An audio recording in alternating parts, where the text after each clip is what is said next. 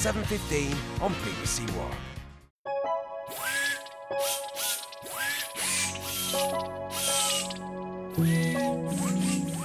Newsnight follows in half an hour. Expect some strong language first on BBC2. Here's the latest from the news desk.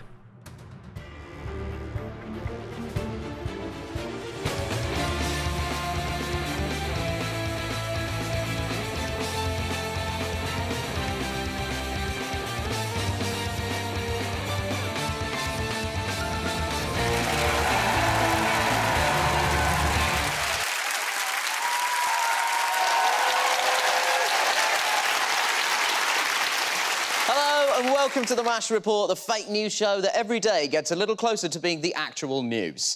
So much to talk about this week. In America, the government briefly shut down. And how did President Trump reassure the American people that he was still hard at work? He released this photo. He has no paper and no files. This image is basically a man who has never done a day's work in his life, doing what he thinks work looks like. Also, worryingly, there's more on the desk in the pretend Oval Office at Madame Tussauds. And perhaps even more concerningly, the real Trump looks less presidential than the one that's made of dead candles. The White House was pretty clear on who they felt were to blame. If you called the White House during the shutdown, you would get this genuine voicemail. Thank you for calling the White House. Unfortunately, we cannot answer your call today because congressional Democrats are holding government funding, including funding for our troops and other national security priorities, hostage to an unrelated immigration debate. Due to this obstruction, the government is shut down.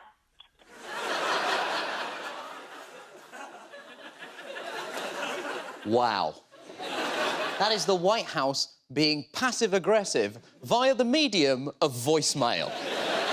It's so 90s. They may as well send every US citizen a fax saying, talk to the hand. In the UK, the Jewish Labour movement has criticised the party for failing to address an enormous backlog of complaints about anti-Semitism.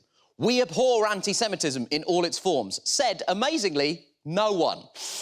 Labour's stance on anti-Semitism remains similar to its stance on Brexit. It's basically the 3 dots typing symbol. And the best-case scenario is that next week it'll be upgraded to a shrugging emoji.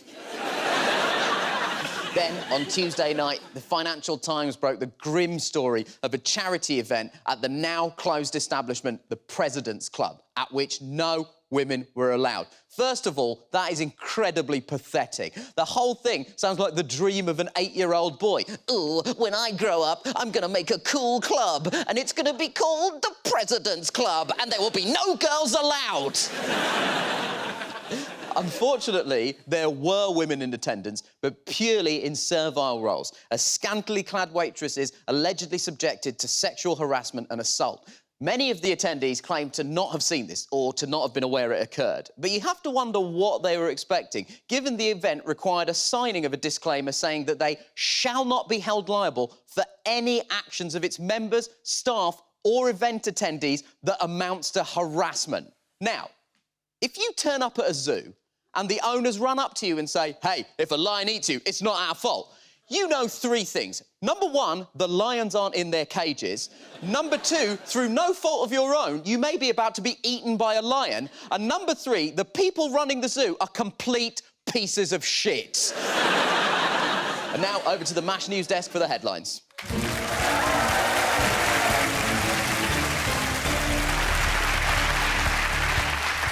The latest headlines. Just remember who's the real fucking princess here, says Kate Middleton. I'm banning really shit Ed Sheeran songs from my wedding, says Ed Sheeran. And woman saves time on baking by just begging people to like her. But first, with UKIP members yet again unhappy with their party leader, members have made themselves a new one from old clothes stuffed with newspaper and a balloon for a head. After issues with its leaders shagging the wrong sort of racist or suddenly wandering off to kiss Donald Trump's bum, grassroots members decided to hand-build their inspiring new chief, named Winston Balloonhead. Bolton is already the best leader we've ever had because he hasn't done anything mind-bogglingly stupid like leaving his wife for a cat that looks like Hitler, although that may just be because we didn't give him a cock. Earlier, we were able to secure an interview with Mr. Balloonhead. I intend to lead UKIP to greater political achievements than ever before, and maybe even get an MP. That's after I've been to the pub and got shit-faced on real ale, because I'm just an ordinary balloon bloke. Rule, Britannia, Britannia rule. I'm sure we're all wishing the new UKIP leader a speedy recovery. The biggest wanker from your school is living in Dubai now.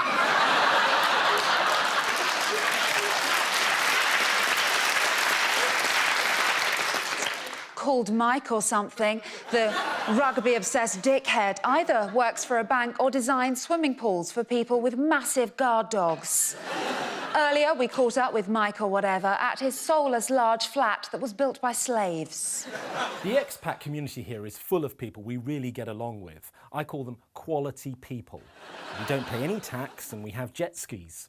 They're like these little boats that you stand up on and you go round and round in circles until you get bored. It's the bollocks. We'll be back with more later.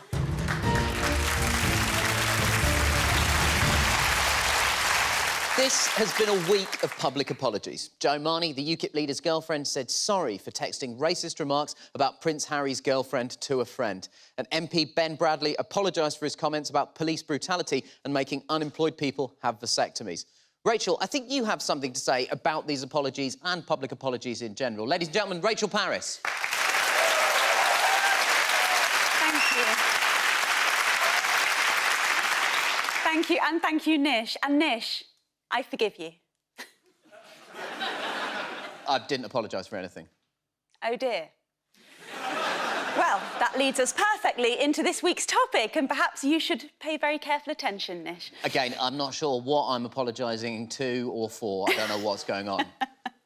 Quite. Now, we've all been in a situation where we've accidentally made an egregious racial slur or suggested an unemployed person should be sterilised. That kind of thing can slip out of anyone's mouth.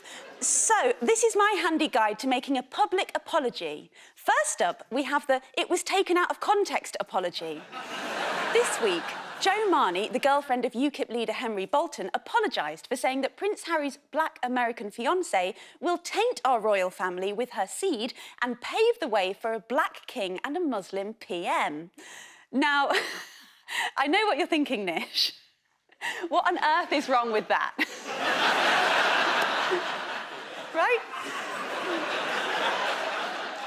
That is the exact opposite of what I was thinking. Really? Wow, I thought I could read your mind, but you're a mystery. Well... Well, actually, Nish, believe it or not, some people have detected a hint of a racist undertone there. And it's prompted poor Jo to issue a statement saying the opinions have, to an extent, been taken out of context. Of course, there was a perfectly reasonable hidden context, and I, for one, think that that context was one of celebration. I imagine that the original conversation went something a bit like this. That black American fiancé, who I admire, will taint the royal bloodline, which it sorely needs, resulting in a black king, which would be a refreshing change. Yay for diversity! And quite possibly, when she went on to describe Islam as the cancer of this earth, the context was probably just a whimsical discussion about what star sign each religion might be.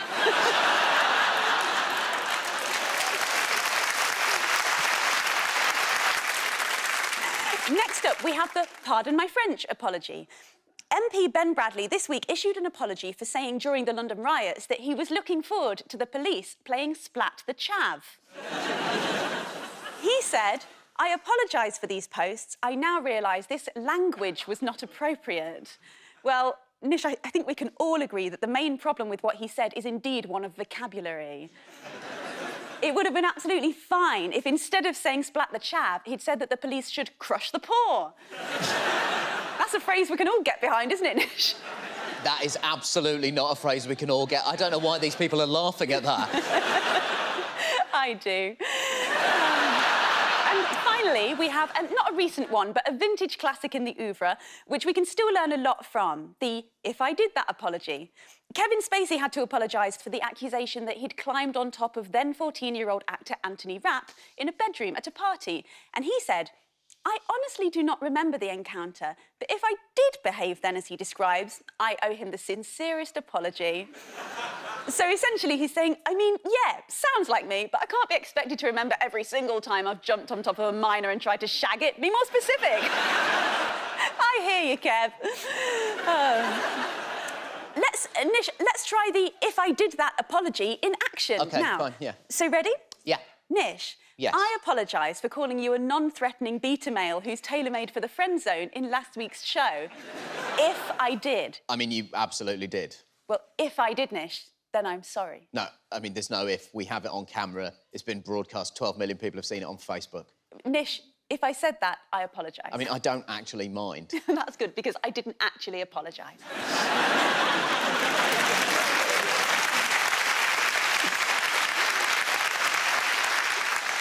We can really see how effective that is, because now Nish is thinking that I'm great and is starting to wonder if I even did say that, despite the fact that I definitely did, and I definitely meant it. So, hopefully, the next time you make a faux pas, like forgetting a birthday or assaulting a teenager, you'll know exactly how to make amends. Straight back, good vocab, and show no remorse. Back to you, Nish. Thank you, Rachel Parris.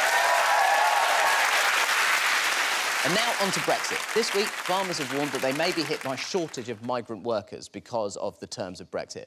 They blamed the uncertainty and claimed that it's been harder than ever to recruit staff. To get to the bottom of this issue, please welcome our rural affairs correspondent, Andrew Hunter-Murray. Thank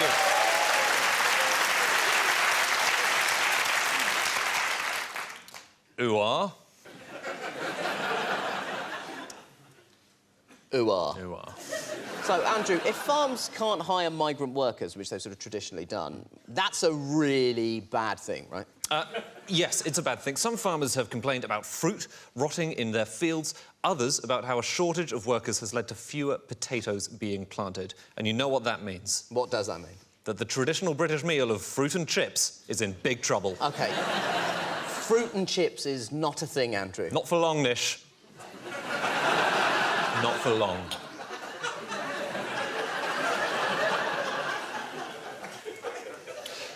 So I wanted to investigate this a bit further, so I got my wellies on, I put a bit of hay in my mouth, and I went down to a farm. I have heard that on some farms there is food rotting in the fields. Can that be true? Very true. Anything that is not of perfect quality would tend to get left to rot, as shown down here on the floor. And of course, we must have sufficient labour to pick, and we have left apples in places where we didn't have enough pickers. Why haven't you had enough pickers? The agents reported the phone stopped ringing on Friday the 24th. The 24th of June 2016, the day after Day after the referendum. Really, that abrupt? It was that quick. Why go to work somewhere where you've been told you're not wanted? Do you think we will ever have apples clever enough to pick themselves? How would you get them into the bin? They'd have to throw themselves into the bin. Yeah. So I think you've answered your own question. Yeah. OK, there are fewer EU workers, but I'm sure the great British public will roll up their sleeves, get their hands dirty, and save our farms. We're looking to recruit for an amazing job opportunity. It involves fresh air, adorable animals, and an endless supply of food. Are you interested? Yes. OK, you will have to kill the animals, and you're not allowed to eat any of the food. Are you still interested? No. Why do you think British people don't want to work on farms? Because they're lazy. They all think a day's work is like 9 in the morning till 4 in the afternoon with a lunch break. Why are you here? People need to eat. Get to the farms. All of you, get to the farms. Can I ask, did you grow that sandwich yourself? No, I didn't grow it myself. You didn't grow it yourself? Right, that's it. You can't have it. Second one. With little hope of recruiting British workers, it appears it's up to the government to look after our hard-working farmers. So what's being done? Do you think that the government has farmers' interests at heart concerning Brexit negotiations? Not at all. Our current Secretary of State, Michael Gove, is going around licking the nether regions of all interest groups, conservation's animal welfare. Sorry, he's doing what? Well, metaphorically, of course. He's being terribly nice to them and purring all over them to try and say, trust me, I'll raise standards. So there's no actual licking of nether regions going on? No, I'm sure not. He's an honourable married man. You have said in the past, I hope those who voted Brexit and who still want to eat British are prepared to go to Lincolnshire in winter to pick vegetables. My point was we should celebrate and be very grateful for people coming from other countries within the European Union who do want to bake Brussels sprouts and carrots and potatoes. Is it reasonable to ask anybody to go to Lincolnshire, though? Well, I'm from Lincolnshire, so that's why I said that. Right, yes. A lot of people are worried about farms losing workers from the EU. To replace them, could we not replace pick your own fruit with stun your own calf? I think that's a damn stupid suggestion, if I may say so. Strangle your own lamb? I think you're just being silly. Disembowel your own beaver? I don't think so. OK, that's a no to all of those. I think you're really being a bit of a bourgeois pillock, actually. Sorry. You're a bourgeois pillock. Before the Brexit vote, a lot of British farm work was done by a dedicated force of EU migrant workers. After Brexit, who knows? But I'll tell you one thing. Rotting fruit, destitute farmers, and a hungry nation are a small price to pay for taking back control.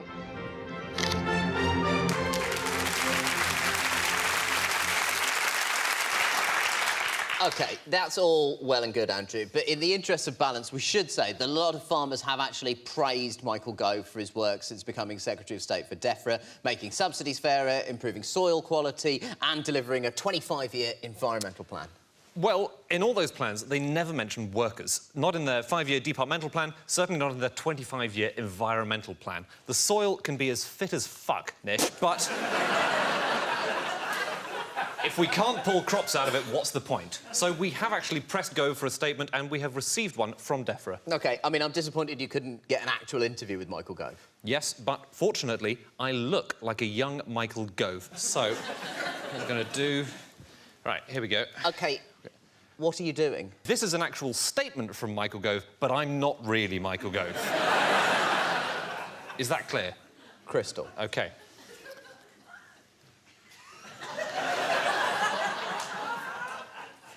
We must think about how to make sure the labour market works effectively so businesses can continue to secure a proper return on their investment. That means not just a flexible migration policy overall, but as we leave the EU, ensuring access to seasonal agricultural labour.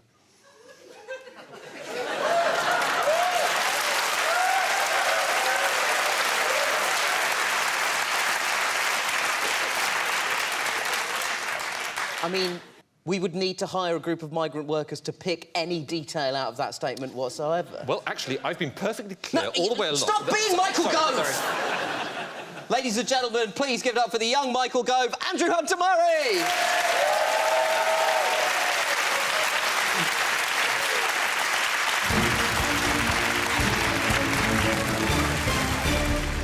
The latest headlines. Man accidentally says she'd get it while watching TV with his mum. Princess Eugenie wedding memorabilia to be exclusive to Primark. And men with extremely loud motorbikes, twats in other ways too. But first, the Loch Ness Monster, the Bermuda Triangle, Labour's position on Brexit. These are the great mysteries of our age. But finally, Jeremy Corbyn's party has confirmed its Brexit stance, which is to say or do something distracting whenever it's mentioned.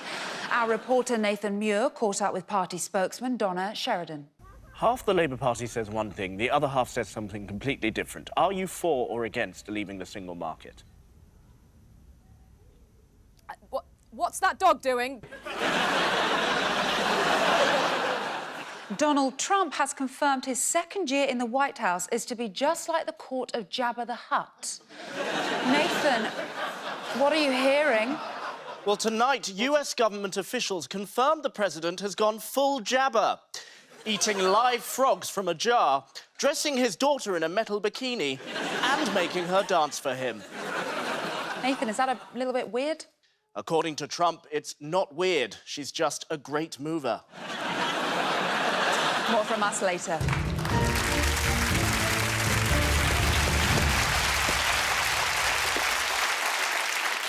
The NHS turns 70 this year, and ironically, if it was a 70-year-old, it would currently be putting a huge strain on itself. Here's an advert from the year it launched. This leaflet is coming through your letterbox one day soon. Our plan is a service which will provide the best medical advice and treatment for everyone, every man, woman and child in this country. It'll cover any medicines you may need, specialist advice, and of course hospital treatment, whatever the illness. Special care for mothers and children, and a lot of other things besides. My first thought there is, it's weird to have to watch an advert for that long. I don't know if I've been watching too much YouTube, but I can't have been the only one thinking, where's the skip ad button? Sure, I love the NHS, but I want to see a compilation of cats playing the piano. This week, Boris Johnson announced that he was going to ask for more money for the NHS in Tuesday's cabinet meeting, to which Chancellor Philip Hammond responded, Boris Johnson is the Foreign Secretary. Looks like Phil's used the winter fuel allowance for one huge sick burn. It does seem like Johnson is articulating the view of a large number of Tory voters, as a YouGov poll showed that 70% of them view the NHS as their biggest concern. The poll also showed only 34% of Conservative voters believe Jeremy Hunt should have held on to his job in the most recent reshuffle. The rumour is that Theresa May had planned to move him to business and he simply refused. And let me just say this. As someone who has been fired from various jobs, I respect the hell out of Jeremy Hunt. I've never had the balls when someone says you're fired to just look them in the eye and say, no, I want more. I'm going to remember that when they fire me from this job. Not only am I staying at the MASH report, I want Mock the Week as well. And guess what? I'm coming for you next, the news.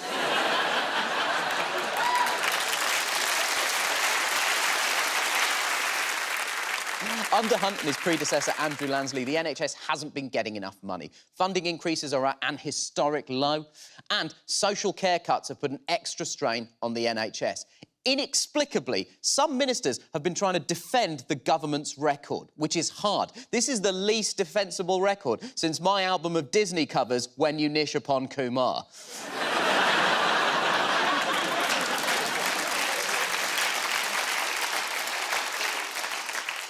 That is not a Photoshop. Margot James said the government believes in the NHS. And the previous week on Question Time, Dominic Raab claimed that the government had provided more beds than ever before, a claim which proved to be false. And the weird thing about it is that I was on that Question Time. I was right there. You lied to me, Dominic. How could you? I trusted you, man. Even though, when I walked into the green room, and this is a true story, you were saying, nice to meet you, Nish, to a man who turned out to be Gina Miller's brother. Even though the show tweeted photos of all of us the day before, so we all knew what each other looked like, you just ignored it and went up to the first brown guy you saw and assumed he was me, even though he has glasses and no beard. Look at him. So, we all know what the problem is, right? There's not enough money in the NHS, but we've been told for the past 10 years that there isn't enough money to go into public services. In fact, during the general election campaign, Theresa May infamously said to an actual nurse, there isn't a magic money tree that we can shake that suddenly provides for everything that people want. You come in on this. Look at her face. What Theresa May said there is the worst thing she's ever seen, and she is a nurse.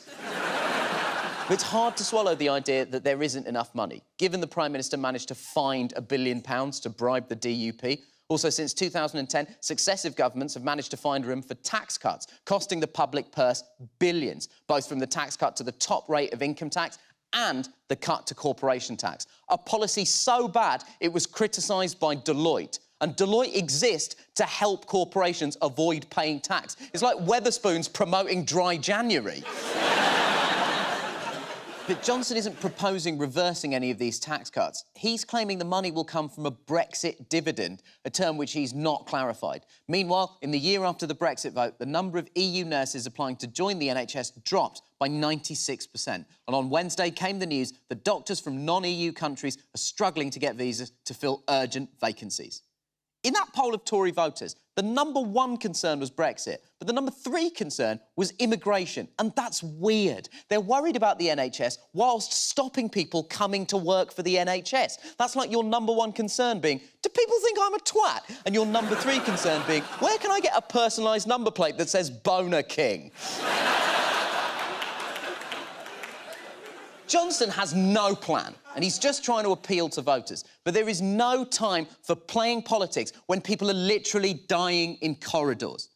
The advert we showed was about selling free healthcare to people. But now we all need to find a way of making it sustainable. Perhaps the advert should look more like this. We need more fucking money. There is a magic money tree, Prime Minister. It's called rich people. So just grab Richard Branson off his kiteboard and shake him by the ankles until old people stop dying. The NHS, because the only two certainties in life are death and taxes. And if you don't have taxes, you've just got death.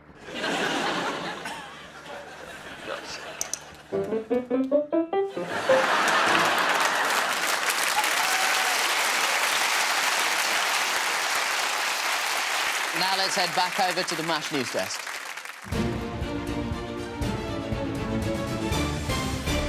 The latest headlines. Yoga mat enters 5th year behind sofa.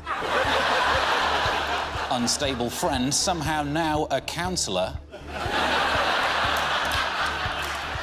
And Lobster can't believe he ended up in bloody Lidl. But first, Remain voters are often accused of being elitist or out of touch. Now, one man seeks to change this with an anti-Brexit acoustic gig at his local vegan arts cafe in a nice area of London. Massage therapist and keen amateur guitarist Stephen Malley will perform his pro-Europe songs in the basement of Tofu Dove Art Space, some of which are so deep they may trigger a second referendum. I love the EU more than I love anything except music. And we won't have any more music after Brexit, so I've written a song to express my feelings about Europe. I think anyone who hears it will want a second vote, you know, especially women. 12 gold stars on a field of blue, single market and free movement too, and I will try to fixie you.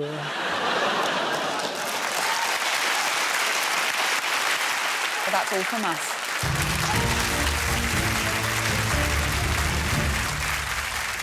Rachel has been taking a look at your emails, texts and tweets on the story. What have you got for us, Rachel? Thanks, Nish. At Sexual Ealing Common has picked up on my piece on apologies from earlier, saying, don't apologise, accept your imperfections. My wife eats too many biscuits and I regularly bone her cousin Pat. It all balances out. Well, thank you so much, Sexual Ealing Common, for that thoughtful rumination on apologies. Now, Nish, of course, the apology that I was hoping to receive was from your Question Time friend Dominic Raab, saying sorry for getting you muddled up with Gene Miller's brother. But I haven't had anything, I'm afraid. That's OK, Rachel. I've learned to accept it.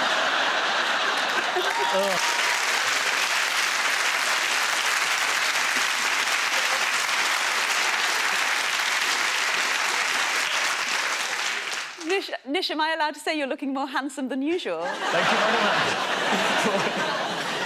On the dreadful flu that's going around, Tranny Magnet says, don't let the NHS rip you off with their expensive flu jabs. Immunise yourself by drinking other people's snot.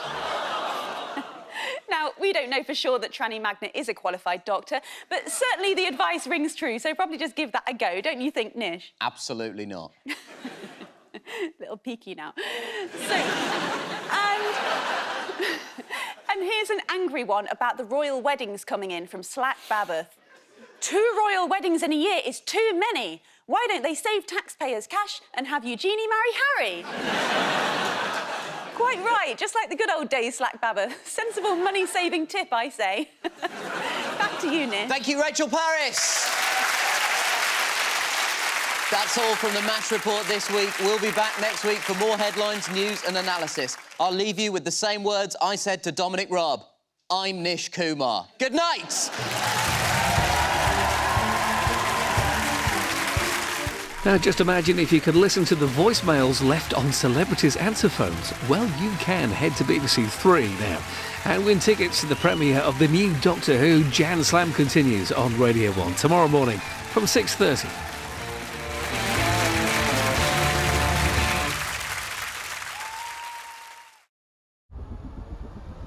This week on BBC3. You